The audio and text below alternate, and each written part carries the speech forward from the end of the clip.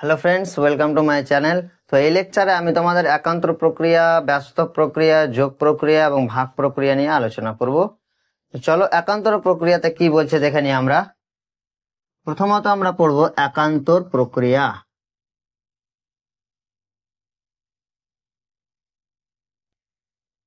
প্রক্রিয়া যাকে ইংলিশে বলা হয় অল্টারনেন্ডো। তো যে কোনো সমানুপাতে ধরো a:b সমানুপাত c:d, যে আমার আগে সংজ্ঞাটা শুনে নাও, তারপর আমি এটাকে প্রমাণ করিয়ে দিব। এটা হচ্ছে একান্তর প্রক্রিয়া। তো যে কোনো সমানুপাতের দ্বিতীয় এবং তৃতীয় পদ দুটি কি হয়ে যায়, স্থান বিনিময় করে, তো তাকে আমরা কি বলবো, একান্তর প্রক্রিয়া বলবো। তো এটার একান্তর প্রক্রিয়া কি, যে যদি দ্বিতীয় আর তৃতীয় পদ দুটো কি হয়ে যায়, যদি স্থান বিনিময় করে, বি এর জায়গায় যদি সি চলে আসে এবং সি এর জায়গায় যদি বি চলে আসে, তো তাকে আমরা কি বলবো, একান্তর প্রক্রিয়া বলবো। তো এটার একান্তর প্রক্রিয়া হচ্ছে a:c সমানুপাত b:d, এবং এটাকে আমরা কি করব, প্রমাণ করব যে এই সমানুপাত থেকে এটা প্রমাণ হচ্ছে কিনা।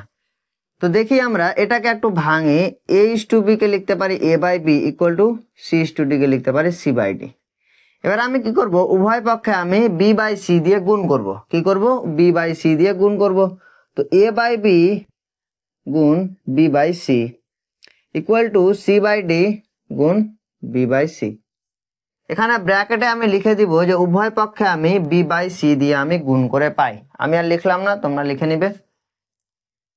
এবার এখান থেকে বিবি ক্যান্সেল হচ্ছে আর এই পাশ থেকে সিসি ক্যান্সেল হচ্ছে, তো কি কি পড়ে থাকছে, a/c ইকুয়াল টু b/d। তো a/c মানে আমরা জানি a:c সমানুপাত b/d মানে জানি b:d। তো হয়ে গেল প্রমাণ। আমরা বুঝতে পারলাম যে যে কোনো সমানুপাতে দ্বিতীয় আর তৃতীয় পদ দুটি কি মানে পরস্পর যদি স্থান পরিবর্তন করে, তো তাকে আমরা একান্তর প্রক্রিয়া বলবো, বা কি বলবো, অল্টারনেন্ডো বলবো। এটা যদি এক্সাম্পল আমরা যদি একটা দেখি, এক্সাম্পলটা হচ্ছে এক্সাম্পল 2:3 সমানুপাত 10:15। এটার একান্তর প্রক্রিয়া হচ্ছে যে দ্বিতীয় তৃতীয় পদ দুটি পরস্পর স্থান বিনিময় করবে। তো 2:10 সমানুপাত কি 3:15। এবার এটা তোমরা ভাঙবে, ভাঙার পর দেখবে যে সমানের এই পাশে আর ওই পাশে সংখ্যাগুলো সমান আসছে কিনা। তো সমান আসবে, যেহেতু 2:10 মানে কি 1/5 আর 3:15 মানে কি 1/5, সেম চলে আসলো।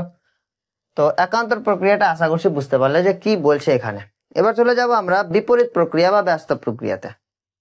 তো বিপরীত প্রক্রিয়া আর ব্যস্ত প্রক্রিয়াটা বলছি, তার আগে আমরা অনুপাতের বিপরীত প্রক্রিয়াটা কি জেনেছিলাম।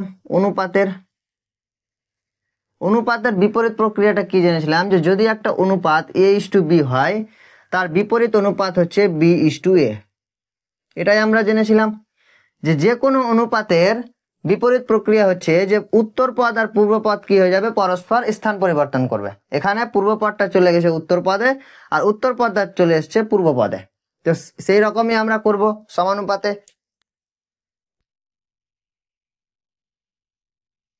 তো এখানে আমরা পড়ব বিপরীত প্রক্রিয়া। কি পড়ব, বিপরীত প্রক্রিয়া।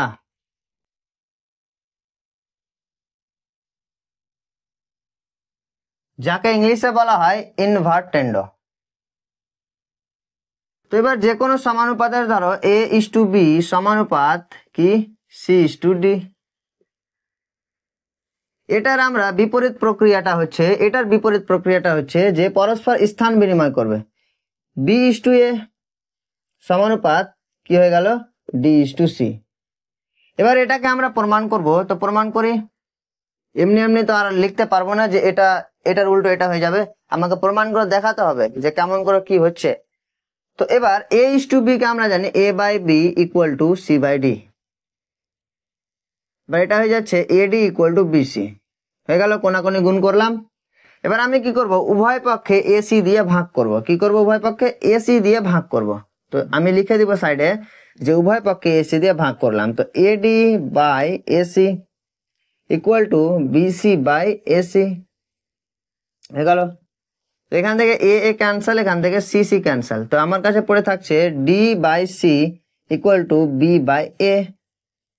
তো এটাকে আমরা লিখতে পারি, আমি এই জিনিসটাকে আগে লিখছি, এটা চলে আসছে বি ইস টু এ সমানুপাত সমানের জন্য ডি ইস টু সি।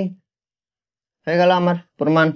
তো আমি বুঝতে পারলাম যে বিপরীত প্রক্রিয়াতে বলছে যে পূর্ব পদ আর উত্তর পদ যদি কি হয়ে যায়, পরস্পর চেঞ্জ হয়ে যায়, পরস্পর যদি স্থান বিনিময় করে, তো তাকে আমরা বিপরীত প্রক্রিয়া বলবো। দেখো এ এর জায়গায় বি চলে এসছে, বি এর জায়গায় সি চলে এসছে।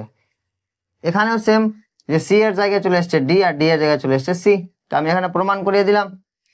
তো চলো এবার চলে যাব আমরা যোগ প্রক্রিয়াতে।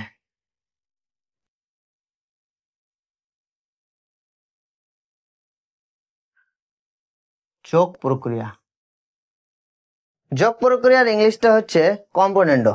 যোগ প্রক্রিয়া হচ্ছে আমার কাছে একটা অনুপাত, একটা সমানুপাত আছে এ ইস টু বি সমানুপাত সি ইস টু ডি। এটা যোগ প্রক্রিয়াটা আমরা প্রমাণ করব। তো A by B equal to C by D হতে পারে। এবার আমি উভয় পক্ষে কি করব, এক যোগ করব। A by B plus 1 equal to C by D plus 1। এবার লসাগু করো। তো আমার লসাগু করলে চলে আসছে B A plus B equal to, এটা লসাগু করে চলে আসছে সি প্লাস ডি। এটাকে আমরা লিখতে পারি A plus B is to B সমানুপাত C plus D is to D. এটা হচ্ছে আমার যোগ প্রক্রিয়া। এটা হচ্ছে আমার কি যোগ প্রক্রিয়া। ভালো করে দেখে নাও যে এ ইস টু বি সমানুপাত সি ইস টু ডি এর যোগ প্রক্রিয়া হচ্ছে এ প্লাস বি অনুপাত বি সমানুপাত সি প্লাস ডি অনুপাত ডি। আশা করছি বুঝতে পারলে আমি কি করলাম। এখানে এক যোগ করলাম, এক যোগ করার পর লসাগু করলাম, তারপর লসাগু নেওয়ার পর আমি এটাকে অনুপাতে লিখে দিলাম। এবার আমরা চলে যাব ভাগ প্রক্রিয়াতে। ভাগ প্রক্রিয়া বা ডিভিডেন্ডো। ডিভিডেন্ডো, আচ্ছা, একটা সমানুপাতের এ ইস টু বি সমানুপাত সি ইস টু ডি, এই সমানুপাতের ভাগ প্রক্রিয়াটা হচ্ছে যে আমি আগে প্রমাণটা করছি, প্রমাণে কি আসছে দেখি। A by B equal to C by D. আমি উভয় পক্ষে এক মাইনাস করব, উভয় পক্ষে কি করব, এক দিয়ে মাইনাস করব। লসাগু নিব A minus B by B, এটাই আসবে তো, হ্যাঁ এটাই আসবে, C minus D by D. তো এটাকে আমরা লিখতে পারি এ মাইনাস বি অনুপাত বি সমানুপাত সি মাইনাস ডি অনুপাত ডি। তো এটাই আমার চলে আসলো কি ভাগ প্রক্রিয়া। ভালো করে দেখো কি করলাম, এখান থেকে এক মাইনাস করলাম, লসাগু করলাম, তারপর চলে আসলাম। খুব সহজ সহজ জিনিস, মানে তুমি শর্ট ফর্মে মনে রাখবে। শর্ট ফর্মে যেটা মনে রাখবে যে এ থেকে বি বাদ দিব আর সি থেকে ডি কি করবো, বাদ দিব, বাস আমার হয়ে যাবে। আশা করছি বুঝতে পারলে আজকের এই ক্লাসটা। এরপরের দিন আমি এই চ্যাপ্টারের ওপর তোমাদের মাধ্যমিকে কি কি প্রশ্ন এসেছে বিগত বছরের, লাস্ট 5 বছরের, বা মানে দেখবো কোনটা কোনটা ইম্পর্টেন্ট তোমাদের আসতে পারে, তোমাদের 2026-এ যেটা গুরুত্বপূর্ণ প্রশ্ন কোনটা আসতে পারে, কি টাইপের আসতে পারে, সেগুলো নিয়ে আমি আলোচনা করব। তো দেখা হবে পরের ভিডিওতে। যারা এই চ্যানেলে নতুন আছে তাদেরকে বলি চ্যানেলটা একটু সাবস্ক্রাইব করে দিও। ভালো থেকো, সুস্থ থেকো, ভালো করে পড়াশোনা করো। দেখা হবে পরের ভিডিওতে। Thank you.